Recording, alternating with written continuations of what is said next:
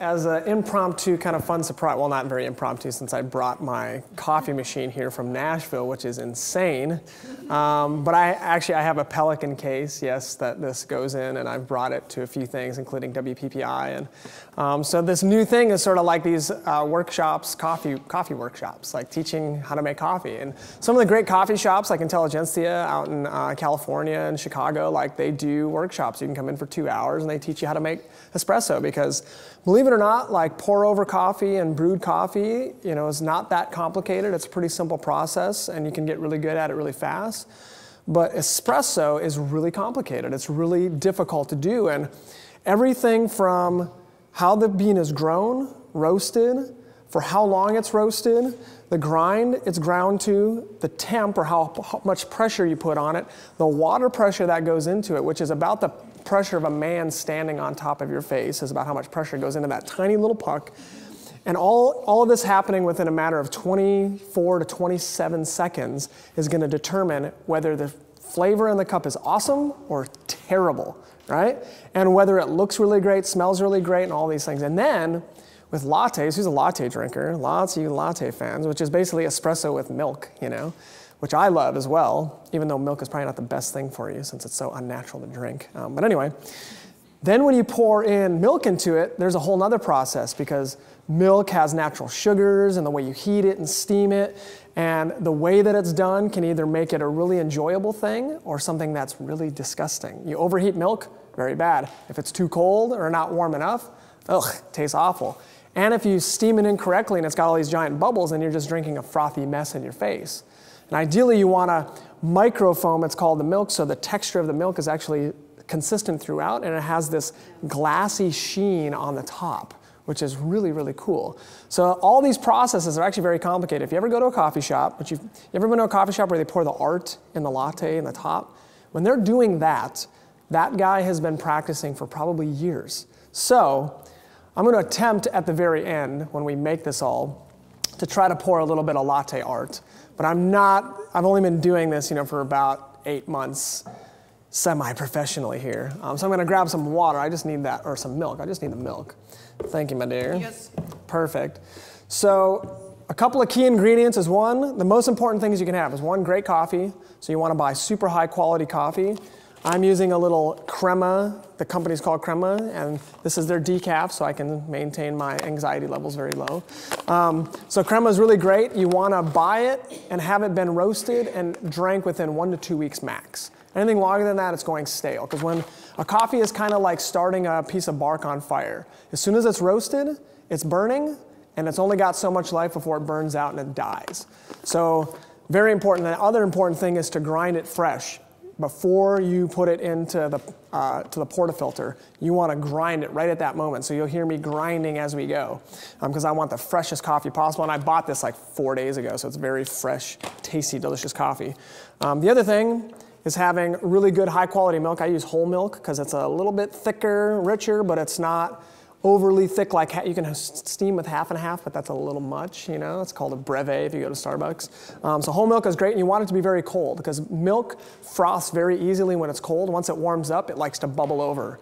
So you want to froth it, or what's called stretching the milk, to give it that volume. And then after that, you want to just mix it all together. So I'm going to kind of show you that process as we go. The last thing is the machine, very important. You can buy a $99 espresso machine, or you can buy a $10,999 espresso machine. They kind of go in any range depending on how serious you are. This one's right down the middle, not price-wise, but quality-wise. This will do sort of everything that a cafe machine will do at the most fancy coffee shop on the planet. And it does that by a lot of crazy features I won't get into, but if you're interested, it's called the Breville dual boiler. And having 2 boilers is very important. All the other machines that are cheaper have 1, which means it's very inconsistent with temperature. And the temperature of the water, the temperature of the steam, all that stuff is critical to making a good espresso. So this allows you to do it very well, and it looks really pretty, but it takes up a big footprint on your counter, so you gotta watch out for that. Okay. So we're going to pull out this is called the portafilter, which is where the coffee is going to go.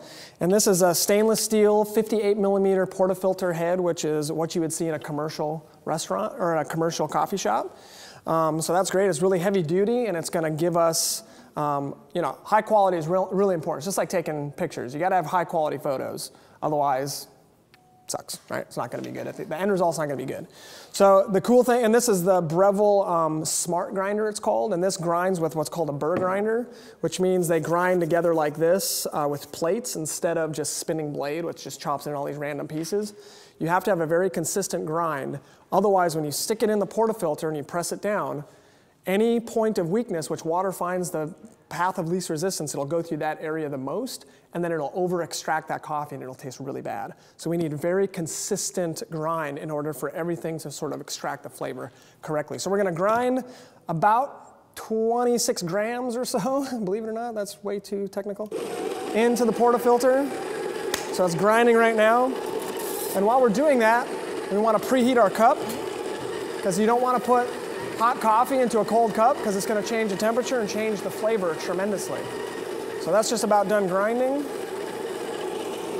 Awesome. So now we've got some hot water just kind of preheating our cup. And these are Bodum cups, which have a dual, whatever you call it, like a little, there's a cup inside a cup. So it stays really hot on the inside, but not hot to the touch. So those are really awesome. Then I have my frothing pitcher. This is a 8-ounce frothing pitcher. It's a very small one. It's a lot harder to froth milk in a small one, but I like the small one because it looks cool. And it's made out of black aircraft aluminum, and I bought it in London, and it's fancy. Actually, from the guy who's a 2009 World Barista Champion at his coffee shop. I am such a dork. Oh my gosh. But coffee is like wine. Like, you can get way into it. So we're going to put about 4 ounces of milk, and if you have a real frothing pitcher, it's got this little lip on it. You fill the milk to that lip and you know you've put the right amount in. Then it won't boil over or you won't have too little in there. So we've got the milk poured. We're going to set that to the side. The cup is preheating. And now we're simply going to take, and we need a tad bit more coffee in here. Now we're just going to simply level this off, because if you tamp that down, there's going to be these kind of pockets of extra and less, and then the water's going to run through. So you just level it off with your hand like this. And as I do that, you can see it's going to flatten it out on top, which is going to give us a nice area to work with, cameraman. And now we're going to take the tamper and we're going to press it down, and this is really critical. 15 to 30 pounds of pressure has to be pressed onto this, and it has to be put very evenly. If we push it one way or the other, the water's going to run that way and it's going to destroy the coffee. So when you tamp it, I put my fingers kind of like this, so when I press it in, it kind of catches the edge evenly. And then you kind of put your arm at a 90-degree angle, press it nice and even. And I have my coffee ground pretty good, so I don't have to press it overly hard. We give it a little spin, or what's called a polish, to make sure it's nice and packed on top, as you can see. And then you always want to wipe away the extra grounds, because when you pop it back into the head, you don't want any water to run out the sides. Even though this one's kind of gasket and rubber sealed and all that stuff, so you don't have any problems with that. So we're going to stick this bad boy up into the head. And now all we got to do is pour out our hot water. Normally you don't want to pour hot water back into your machine, but we don't have a sink here, so I'm doing that. Place the cup right underneath. If you like sugar or vanilla or any of that kind of stuff, you can add it at this point. Because I don't like to add it after, because if you pour a beautiful design, then you're going to stir and just destroy it. So I put it in the bottom, give it a little quick stir as the coffee, the espresso goes in, and then we're ready to rock. So what we're going to do, very critical, when you pull a shot of espresso, once it gets in that cup, it's got about 10 seconds before it tastes like junk. So we want to put another chemical, or in this case milk, into it, and then it'll preserve the life of that coffee for about 6 or 7 minutes. So we want to pull an espresso shot and steam the milk at the exact same time, so that's what I'm going to do. And you'll notice when I'm steaming the milk, I'm going to tilt it back, and I'm going to put the steam wand in at about 3 o'clock, because we want this circulating motion. You have to have a steam wand that can do that. That's what's going to integrate the air into the milk and froth it so that it has that nice foamy texture. And hopefully, if I do it correctly, which you never know, when I'm done, it'll have a nice glassy texture at the end. And when I'm done, I'll kind of bang it on the counter and spin it like this, and that'll help get rid of any extra little bubbles that may be there. So this is going to happen fast. So I'm going to steam this, and when I'm halfway through steaming, I'm going to pull the shot of espresso. And the way to know if you're steaming it correctly is you hear that little sound. You want the tip of the steam wand just at the tip of the milk. And you want to hold it there so it's circulating in motion and getting rid of all extra bubbles, but also incorporating the air into it to give it that stretch of air. But then, once it gets warm to the touch, you've stretched it enough. That's about 100 degrees. Warm to the touch, human skin is about 100 degrees. Then you want to insert the steam wand deeper in to just incorporate all that air evenly. And then once it's hot to the touch, it's too hot to drink, so it's done. So that's how you don't need to put anything in there like temperature gauges or anything. If it's too hot to touch, it's too hot to drink. You don't want any hotter than that. So you'll notice I'll keep going like this. And once it's like, oop, too hot to touch, immediately done. And then we'll pour them together and we'll see what happens here. So here we go. All right. If I get quiet, it's because I'm concentrating. So you hear that little sound? And we're going to pull about a 25-second shot, and this thing has a shot clock, so we know how long 25 seconds are. Otherwise, you can just count. So we're steaming it up. It's looking really good. It's getting thicker.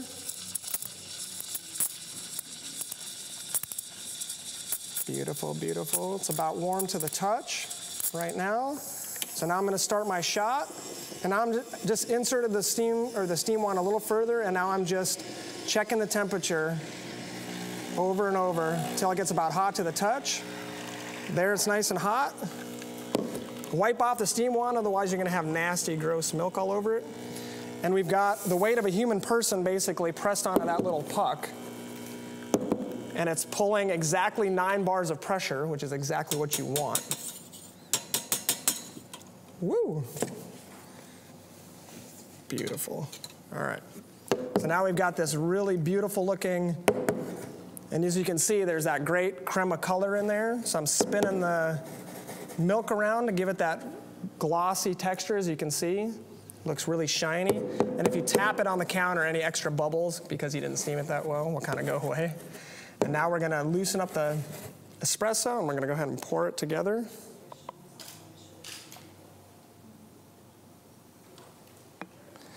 Yeah. So now we'll wipe that off really quick. And as you can see, we poured a little heart right in the espresso. Pretty cool. Not bad. Not amazing, but not bad. So there you have a nice frothed latte, and this is technically kind of like a 3-ounce milk latte with 2 ounces of espresso.